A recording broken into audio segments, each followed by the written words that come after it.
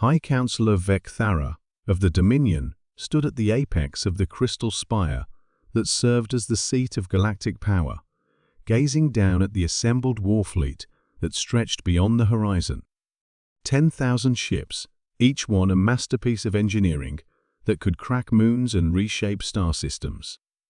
The greatest armada ever assembled in the galaxy's recorded history.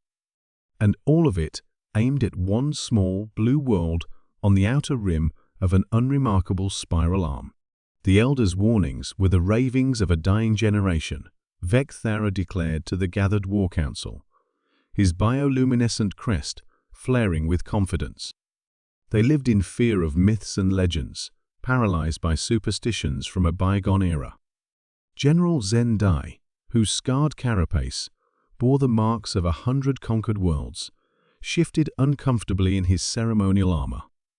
As the oldest member of the War Council, he had been present during the last days of the Elder's reign, before the new generation had swept them aside in favor of aggressive expansion.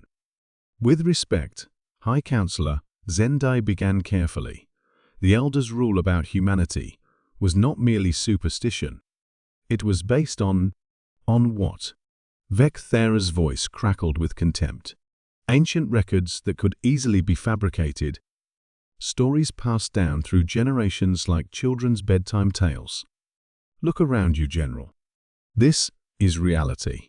This is power.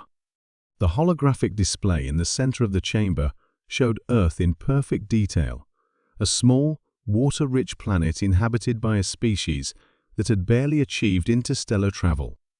Their technology was primitive by galactic standards, their ships crude metal constructs, held together by combustible fuels and desperate hope. They haven't even mastered energy to matter conversion, sneered Councillor Yinara, the youngest member of the council and Vecthara's most vocal supporter. Their weapons are kinetic projectiles and chemical explosives. They still use fossil fuels for the void's sake. The humans have ignored 17 separate diplomatic overtures, Vecthara continued, his crest now pulsing with the rhythm of his accelerated heartbeat. They refuse to acknowledge our sovereignty over the Terran sector. They persist in their pathetic expansion into territory that rightfully belongs to the Dominion. This ends now. Zendai tried once more. High Counselor, perhaps if I could share what the Elders actually recorded about humanity. The Elders are dead, Vecthara cut him off sharply. Their cowardice died with them. We are the new power in this galaxy, and it's time the humans learn their place. 3 days later, the Dominion fleet dropped out of hyperspace at the edge of the Sol system. The human response was immediate and, to most of the Dominion commanders, laughably inadequate. A ragtag collection of primitive warships emerged from behind their homeworld and its satellite, perhaps 50 vessels in total, none larger than a Dominion patrol craft. They're not even trying to evacuate, observed Fleet Commander Zolthek from the bridge of the flagship Inevitable Victory. They're actually moving to intercept us.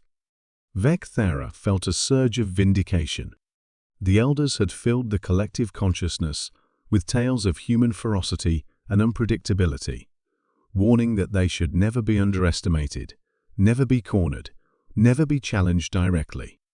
But here was the truth. They were just another primitive species too stubborn to recognize their own inevitable extinction. Open a channel, Vecthara commanded. Let me speak to whoever leads these creatures. The face that appeared on the communication screen was unremarkable by galactic standards, bilateral symmetry, binocular vision, minimal physical modifications. The human looked tired, wearing what appeared to be a simple military uniform with minimal ornamentation. I am Admiral Sarah Chen of Earthfleet, the human said without preamble. You are in violation of Terran space. Turn around and leave, or face the consequences. The War Council erupted in harmonized laughter, their various species expressions of amusement, creating a cacophony that echoed through the flagship's command center. Consequences? Vecthara could barely speak through his mirth. Admiral Chen, You face a fleet of 10,000 ships. Your entire species could be sterilized within the hour. What possible consequences could you threaten us with? Admiral Chen's expression didn't change. She simply reached for something off-screen and brought it into view, a small, unremarkable device with a single red button. "You clearly never read the Elder's files on humanity," she said quietly. Something in her tone made Zendai's blood freeze. Deep in his genetic memory, something ancient and primal began to scream warnings. "What is that device?" Vecthara demanded, though his voice had lost some of its earlier confidence. "This," Admiral Chen said, "is why the Elders made their rule. See, you made a fundamental mistake about humans. You assumed that because we can't defeat you, we won't try. You assumed that because we can't win, we'll surrender." She held up the device, and now Zendai could see readings from the fleet's sensors beginning to spike in ways that didn't make sense. "But humans have this funny thing about impossible odds," Chen continued. "We tend to look at them and ask, how do we make this everyone's problem? What have you done?" Zendai whispered, his ancient voice cracking with recognition of something that should have remained buried in the past. Admiral Chen smiled, and it was the most terrifying expression Vecthara had ever witnessed. "We learned from the last species that tried this, the Vorani Empire, 3,000 years ago. You probably don't remember them. The Elders made sure to scrub most records of what happened when they challenged humanity." The device in her hand began to emit a soft, pulsing light. "You see, when you corner humans and give them no choice but extinction, we get creative. We stop thinking about winning and start thinking about making sure that if we go down, we take everyone with us."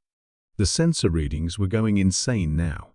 Energy signatures that shouldn't exist were building throughout the Sol system. "This device is connected to every star within 50 light years," Chen said calmly. "Stars that we've spent the last century quietly modifying." The Elder's rule wasn't about respecting our strength, Counselor. It was about respecting our absolute willingness to turn any confrontation into a mutual extinction event. Vecthara's crest had gone completely dark. "You're bluffing." "No species would." "We're humans," Chen interrupted.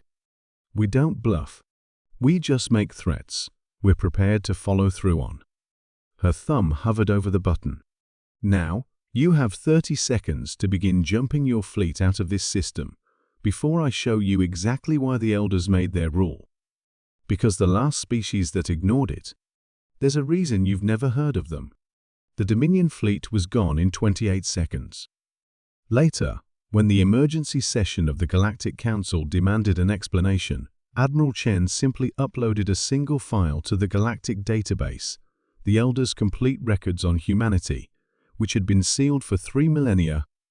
The file was titled Species Classification, Homo sapiens Threat Level, Extinction Event Recommended Action, Peaceful Coexistence at All Costs Rationale. They will burn the galaxy before they bow.